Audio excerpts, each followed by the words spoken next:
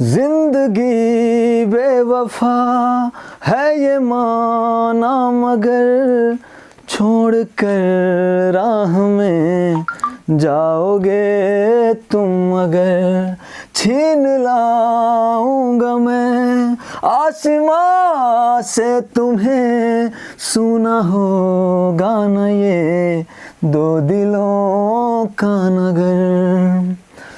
तो प्यारे बच्चों, बहुत बहुत नमस्कार, है ना। ज़िंदगी में कितनी मुसीबतें हों, लेकिन एक बात याद रखना यार, अगर आप के मन में जीतने की ठन गई है तो ज़िंदगी के कितने बड़े इम्तिहान हों वो आप बड़ी आसानी से पार कर सकते हो। बस आपकी दृढ़ शक्ति, इच्छा शक्ति बहुत मजबूत होना चाहिए, और आपका जो टारगेट है, आपका जो लक्ष्य है, वो आपको दिन भर याद रहना चाहिए। अगर आप खाना खा रहे हो, आपका कोई काम पूरा नहीं है, तो आपका जो तन है वो भले थाली के पास हो, लेकिन आपका मन जो है उसी समस्या के समाधान में होना चाहिए। और अंततः एक बात क्लियर कर लो, आपको थोड़ा दिन मेहनत करने के बाद उजाला नज़र आएगा कि हाँ, मैं ऐसा कर पाऊँगा, मैं ऐसा कर सकता हूँ। ये कोई बहुत बड़ी बात नहीं है। बस जो आवश्यकता है वो निरंतर डटे रहने की है। जंग में अगर कूद गए हो तो कूद गए हो, है ना बच्चे, पीछे हटने का वहाँ कोई ऑप्शन नहीं है। अगर तो आप ज़िंदगी में बड़े बड़े इम्तिहान आराम से पास कर लोगे, और एक दिन ज़िंदगी खुद कहेगी, अबे तू कितना मजबूत है यार, मैं तो तेरा इम्तिहान ले कर के थक गई, तू साले इम्तिहान दे के थकता नहीं है। हर एक कठिन से कठिन इम्तिहान को पता नहीं कितनी आसानी से, दृढ़ शक्ति से, मेहनत से पार कर जाता है। तो मैं ज़िंदगी तुझसे अब क्षमा मांगती हूँ, अब तेरे हिस्से कोई इम्तिहान नहीं है, अब तेरे हिस्से सिर्फ सफलताएँ हैं, शिखर हैं और बुलंदियाँ हैं। तो प्यारे बच्चों, इसी आशा के साथ फिज़िक्स अपन एक बार फिर से स्टार्ट कर रहे हैं, और इस बार अपन इसको एंड करेंगे तभी जब ये सिलेबस एंड हो जाएगा, है ना बच्चों। तो यहाँ पे हमने क्या किया था, हम पढ़ रहे थे गाउस के प्रमेय के अनुप्रयोग। और प्यारे बच्चों, मैंने आपको बताया था गाउस का प्रमेय एक बहुत इंपॉर्टेंट प्रमेय है, इससे एक क्वेश्चन बनता है ना, हमारे बोर्ड एग्जामिनेशन में 5 नंबर का। तो इसलिए इसको बहुत इंपॉर्टेंट तरीके से पढ़ना था। तो हमने 2 अनुप्रयोग ख़त्म कर लिए थे, एक रेखीय तार के लिए विद्युत क्षेत्र याद करना, एक अनंत लंबाई की कुचालक चादर के लिए विद्युत क्षेत्र ज्ञात करना। बच्चे, आज हम तीसरा उसका अनुप्रयोग कर रहे हैं, एक समान आवेशित पतले गोली कोश के कारण विद्युत क्षेत्र की तीव्रता। अब इस पाठ में मात्र 2 चैप्टर बचे हुए हैं, एक ये और एक कूलाम के नियम का सत्यापन गाउस के प्रमेय से, है ना बच्चों। तो अभी अपन स्टार्ट करते हैं, एक समान आवेशित पतले गोली कोश के कारण विद्युत क्षेत्र की तीव्रता। तो प्यारे प्यारे बच्चों, फ़ोन आ गया यार पढ़ाते ही, फ़ोन आ गया है पढ़ाते ही पढ़ाते, लेकिन इसको रिसीव नहीं किया जाएगा बच्चों। अभी अपन आगे बढ़ जाते हैं, ठीक है प्यारे बच्चों। तो हमने ये मान लिया कि हमारा जो एक समान आवेशित गोली कोश है बच्चे, वो है ये, है ना प्यारे बच्चों। एक समान आवेशित जो गोली कोश है वो ये है, जिसकी त्रिज्या बच्चों कैपिटल आर है। क्या है प्यारे बच्चों? कैपिटल आर है। और इस पे जो है एक समान प्लस आवेश उसके संपूर्ण पृष्ठ में वितरित है। आप सबको पता है बच्चे, जो हमारे चालक होते हैं उन पे जो आवेश दिया जाता है तो एक समान रूप से चालक के पृष्ठ पर वितरित हो जाते हैं, है ना बच्चे। हमने लिखा भी है एक समान आवेशित पतले गोली कोश के कारण विद्युत क्षेत्र की तीव्रता, जिसके पूरे पृष्ठ में, गोला मतलब जैसे बच्चे फुटबॉल हो गया, है ना, स्पेयर हो गया, उस गोले की अपन बात कर रहे हैं। तो उसके पूरे बाहरी आवरण में आवेश क्या होंगे? वितरित हो जाएंगे। तो मान लिया कि ये आवेश क्या है बच्चे? ये आवेश Q है। क्या है बच्चों? Q है। अब उसके बाद हमें यहाँ पे कोई पॉइंट P है जहाँ विद्युत क्षेत्र की तीव्रता ज्ञात करनी है, जैसा कि हमने किया था बच्चे तार के लिए। यहाँ पॉइंट P लिया था कितनी दूरी पर? R दूरी पर, है ना बच्चों। चादर के लिए भी ऐसे एक पॉइंट P लिया था R दूरी पर। तो वही चीज़ हम कर रहे हैं कि हम यहाँ से R दूरी पर एक पॉइंट P ले रहे हैं, जिस पर हमें विद्युत क्षेत्र की तीव्रता ज्ञात करनी है, ठीक है बच्चे। तो अब आप सबको पता है कि जो विद्युत क्षेत्र की दिशा होती है वो, जैसे मान लो कि यहाँ पे अगर कोई आवेश, हम यहाँ पे प्लस आवेश है, बिंदु आवेश ही प्लस होता है, तो बच्चे प्लस और प्लस में क्या होगा? प्रतिकर्षण होगा। तो ये हमारा जो मूल आवेश है इस बिंदु आवेश को उधर धकेलेगा। तो यहाँ पे विद्युत क्षेत्र की दिशा प्यारे बच्चों क्या होगी? इधर साइड होगी वेक्टर ई, ठीक है प्यारे बच्चों। उसके बाद क्या होगा कि हमको पता है कि जो हमारा गाउस प्रमेय होता है वो एक बंद पृष्ठ पर काम करता है ना बच्चे। तो हम इस गोले के चारों तरफ एक और गोले का रचना करेंगे, एक गाउसियन पृष्ठ की रचना करेंगे, ठीक है बच्चे। तो हम ये इस गोले के बाहर ये एक गाउसियन पृष्ठ की रचना कर रहे हैं प्यारे प्यारे बच्चों। ये हो गया गाउसियन पृष्ठ हमारा गोले के बाहर, ठीक है प्यारे बच्चों, गोले के बाहर का ये गाउसियन पृष्ठ हो गया। अब ये r दूरी पर था तो इस वाले की त्रिज्या क्या हो गई बच्चों, r हो गई।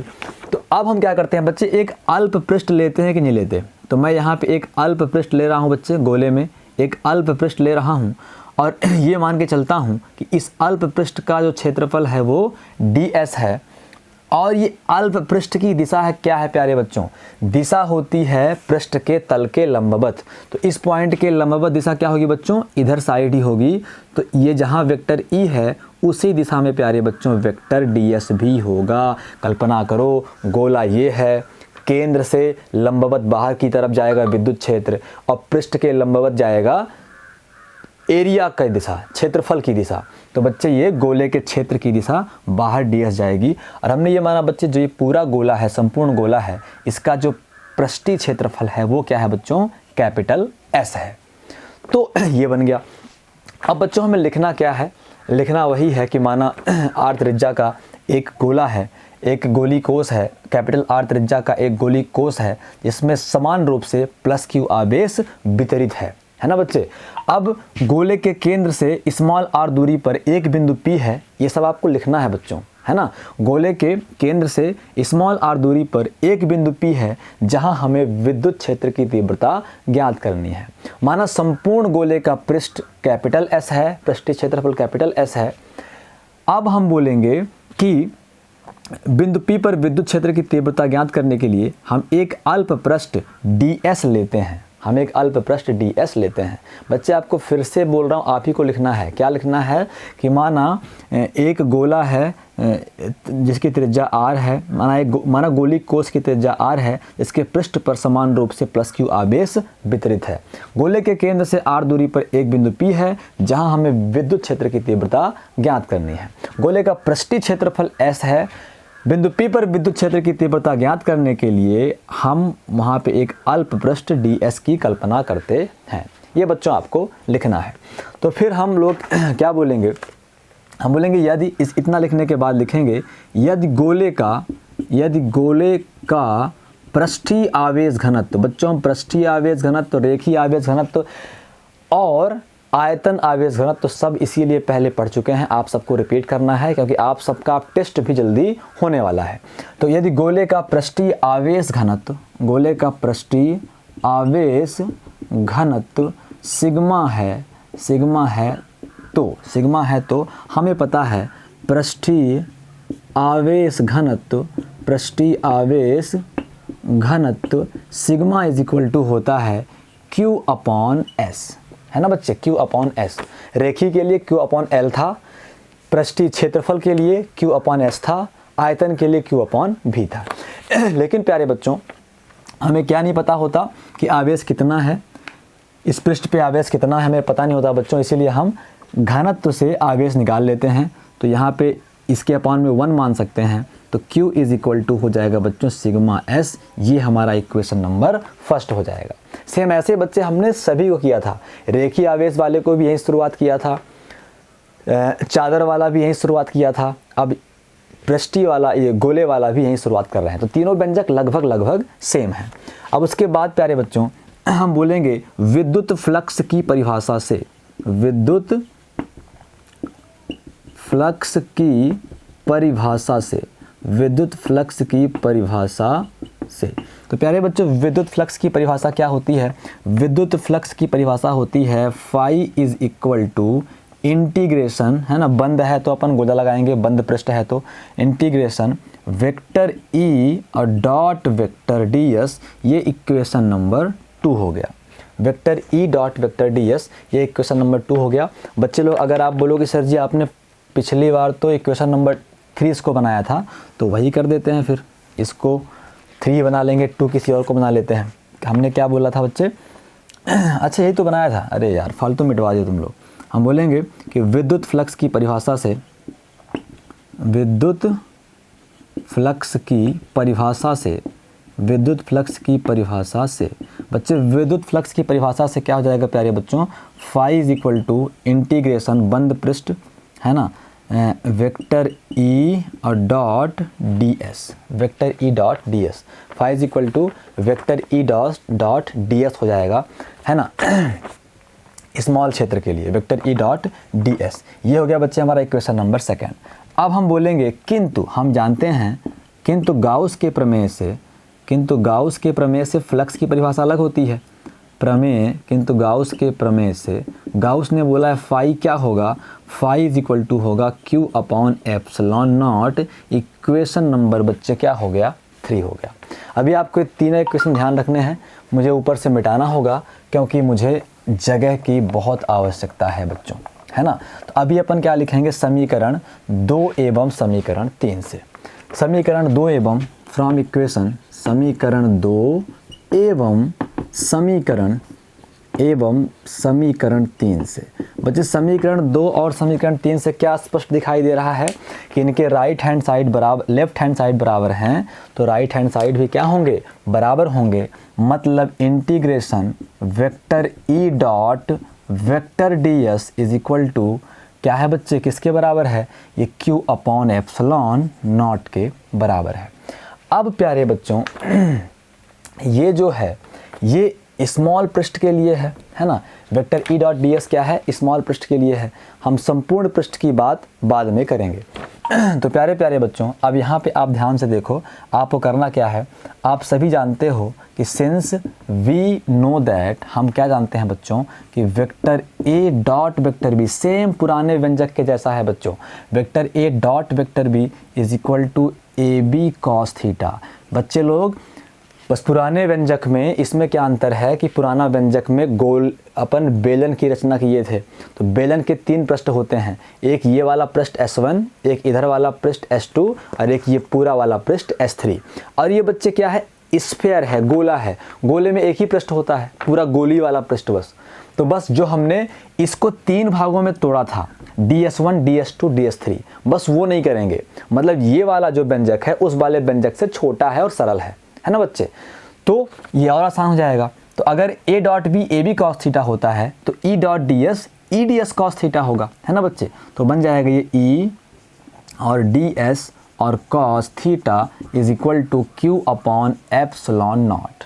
अभी प्यारे बच्चों हम एक चीज़ और जानते हैं, हम बोलेंगे since theta is equal to 0 degree. क्यों बच्चे, थीटा क्यों 0 होगा, क्योंकि वेक्टर ई भी यही है और वेक्टर डी एस भी यही है, दोनों की दिशाएं सेम हैं, समान दिशाओं के मध्य 0 डिग्री कोण बनता है। बोलेंगे सिंस वेक्टर ई एवं वेक्टर डी एस की दिशाएं समान हैं। क्या बच्चे, दिशाएं समान हैं, ठीक है प्यारे बच्चों। तो अब यहाँ पे ई हो जाएगा और डी एस हो जाएगा और कॉस थीटा के स्थान पे अपन 0 डिग्री कर देंगे तो Q अपॉन एप्सिलॉन नॉट। क्या होगा बच्चे, Q अपॉन एप्सिलॉन नॉट। अब आगे बढ़ते हैं, आगे बढ़ाते हैं अपन इस कहानी को।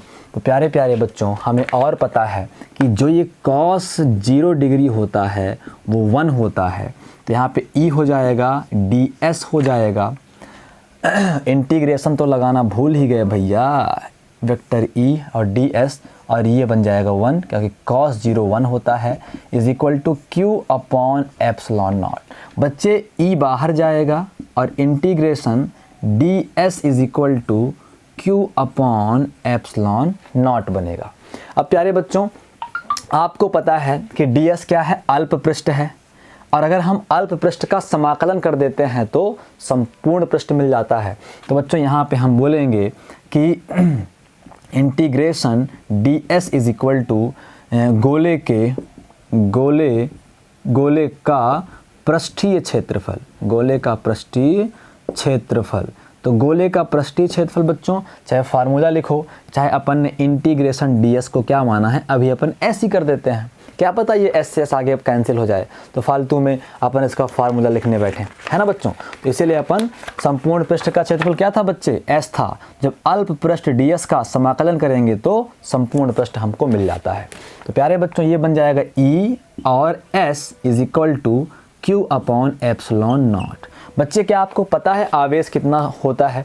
आवेश को अपन देख सकते नहीं है तो गिन कैसे सकते हैं, तो इसीलिए अपन आवेश को उसके आवेश घनत्व के रूप में लिखते हैं। तो हम यहाँ बोलेंगे कि सिंस समीकरण 1 से, फ्रॉम इक्वेशन फर्स्ट, समीकरण 1 से बच्चों जो हमारा Q था वो क्या था बच्चे, वो था हमारा, अरे Q हमारा क्या था प्यारे बच्चों, जल्दी बताओ, भूल गया मुझे, सिग्मा एस था, है ना, सिग्मा एस था समीकरण नंबर 1 से। तो यहाँ पे हम वैल्यू पुट करेंगे तो E S is equal to Q के स्थान पे क्या रखेंगे, सिग्मा एस रखेंगे अपॉन एप्सिलॉन नॉट रखेंगे, एस से एस कैंसिल, तो हमें ई की वैल्यू आ गई बच्चे सिग्मा अपॉन एप्सिलॉन नॉट। तो ये प्यारे बच्चों विद्युत क्षेत्र की तीव्रता हो गई। क्या हो गई बच्चे, विद्युत क्षेत्र की तीव्रता हो गई किसी गोलीय पृष्ठ के कारण। अब ये व्यंजक भी बच्चे कंप्लीट हो गया। तो प्यारे बच्चों अभी अपन इसके बाद करेंगे एक लास्ट जो है कूलाम के नियम की उत्पत्ति, है ना। जो इसका लास्ट अनुप्रयोग है हमारे गाउस का, है ना बच्चे लोग, जो गाउस के नियम का लास्ट अनुप्रयोग है, गाउस के नियम की सहायता से कूलाम के नियम की व्युत्पत्ति करनी है बच्चे लोग, अभी अपन वो देखेंगे, ठीक है ना बच्चों। तो क्या देखना है हमें, कूलाम के नियम का सत्यापन, कूलाम के नियम का सत्यापन। 4th नंबर जो इसका प्रयोग है वो है कूलाम के नियम का, कूलाम के नियम का सत्यापन, कूलाम के नियम का सत्यापन। तो प्यारे प्यारे बच्चों कूलाम के नियम का सत्यापन करना है तो डायरेक्ट इसमें जो अपना पिछला डायग्राम था अपन उसी में कर सकते हैं बच्चे। थोड़ा सा डायग्राम वही आप लोग बनाना, मैं रफली बना दे रहा हूँ जल्दी से फटाक से। ये हमारा क्या था, ये हमारा था, ओ कुछ अपन स्टेप भूल गए हैं बच्चों पिछले वाले में बताने के लिए। चलो आगे बता देंगे क्योंकि वीडियो फिर बड़ा हो जाएगा तो मुझे एडिट करना पड़ेगा। एक आध वीडियो और बना देंगे गोली कोस के लिए कि जब अंदर हो बाहर हो, वो कंडीशन अपन भूल गए हैं बच्चे बताने के लिए। अभी आगे बढ़ गए हैं तो बढ़ जाएं ताकि समय बर्बाद ना हो। तो बच्चे ये था, इसके बाद यहाँ पे कोई आवेश था, है ना, इस तरीके से, ठीक है बच्चों। तो अगर केंद्र का आवेश क्या हो बच्चे, Q0 हो, और यहाँ पे आवेश क्या हो बच्चे, प्लस Q आवेश हो, है ना। या फिर आप यहाँ पे Q नॉट कर सकते हो और यहाँ पूरे क्या है बच्चे आवेश, यहाँ तो Q है, यहाँ तो आपने प्लस Q बिछाया था ना, ये Q नॉट हो गया और ये Q हो गया, और इनके बीच की दूरी क्या है प्यारे बच्चों, R है। बस वही डायग्राम है, P के पास आप Q नॉट कर लोगे तो समझ में आएगा कि यहाँ पे परीक्षण आवेश Q नॉट है, यहाँ तो पूरे अपन ने समावेशित Q आवेश पूरे फैलाया है, तो पूरे गोले में Q आवेश फैल गया है, ठीक है बच्चे लोग। तो अब हम बोलेंगे यहाँ से कि हम बोलेंगे सिंस वी नो दैट कि विद्युत क्षेत्र इज इक्वल टू, है ना, सिंस हम जानते हैं हम क्या जानते हैं बच्चे कि विद्युत क्षेत्र E इज इक्वल टू होता है KQ अपॉन R स्क्वायर। क्या होता है प्यारे बच्चों, KQ अपॉन R स्क्वायर होता है विद्युत क्षेत्र। तो अब प्यारे बच्चों आप ये बताओ कि K की वैल्यू क्या होती है। बोलेंगे since K is equal to 1/4 pi epsilon naught. K is equal to क्या होता है, 1/4 पाई एप्सिलॉन नॉट। तो यहाँ से A इज इक्वल टू हो जाएगा K के स्थान पे 1/4 पाई एप्सिलॉन नॉट, फिर Q अपॉन हो जाएगा बच्चे R स्क्वायर। क्या होगा, Q अपॉन R स्क्वायर हो जाएगा। अब प्यारे प्यारे बच्चों अगर मैं दोनों साइड Q नॉट का गुणा कर देता हूँ, है ना बच्चे, Q नॉट का गुणा कर देता हूँ, जैसे E और फिर Q naught is equal to 1/4 pi epsilon naught Q upon R square. इधर भी बच्चे जो काम हमें करना है हम वो दोनों साइड करते हैं, आपको पता है। इधर भी Q नॉट का गुणा किया, इधर भी किया, तो Q नॉट से Q नॉट कैंसिल होगा, वापस हमें वही मिल जाना है। लेकिन इससे फ़ायदा क्या होगा बच्चे, लिखना लिख दो कि दोनों पक्षों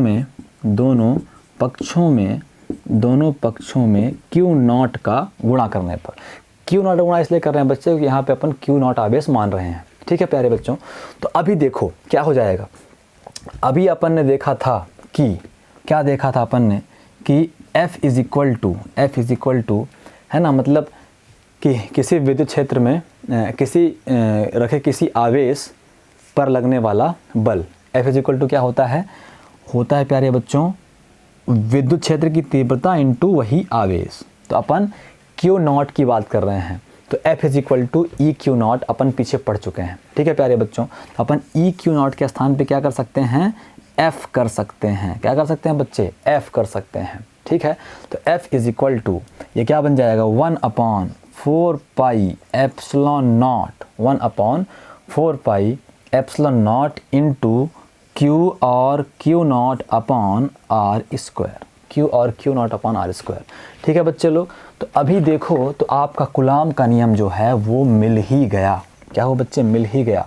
तो F is equal to Coulomb का नियम क्या कहता है कि दो आवेशों के मध्य लगने वाला आकर्षण या प्रतिकर्षण बल उन दोनों आवेशों के गुणनफल और उनके बीच की दूरी के वर्ग के व्युत्क्रमानुपाती होता है। और ये तो बच्चे के था ना, कूलाम बल क्या था, आगे चलो चर्चा करते हैं। तो F इज इक्वल टू इसे अपन लिख सकते हैं बच्चों, क्या लिख सकते हैं, Q और Q naught upon Q into Q naught upon क्या हो जाएगा बच्चे। अच्छा, अगर यहाँ पे 1/4 पाई एप्सिलॉन नॉट ना करते तब भी बन जाता। ठीक है बच्चे लोग, तो क्यों अपन कर रहे हैं, रहने देते हैं सीधे।